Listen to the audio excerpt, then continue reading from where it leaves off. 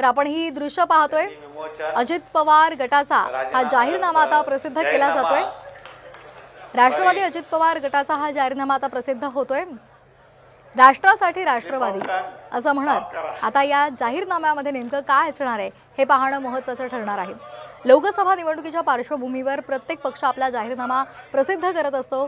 कुठल्या प्रकारची जनहिताची कामं केली जाणार आहेत या संदर्भातल्या गोष्टी, या संदर्भातल्या बाबी या जाहीरनाम्यामध्ये टाकल्या जात असतात, नमूद केल्या जात असतात। आणि आज आपण ही दृश्य पाहतोय। राष्ट्रवादी अजित पवार गटानं आपला जाहीरनामा प्रसिद्ध केलेला आहे। ही थेट दृश्य आपण पाहतोय साम टीव्हीच्या माध्यमातून।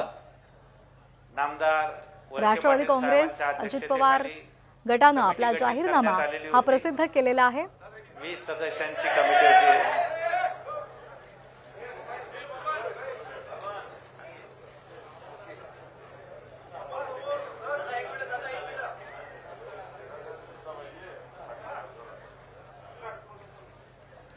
राष्ट्रवादीने आपला जाहीरनामा प्रसिद्ध केलेला आहे। अजित पवार, प्रफुल्ल पटेल, छगन भुजबळ, हसन मुश्रीफ अनेक महत्त्वाचे नेते यावेळी उपस्थित आहेत।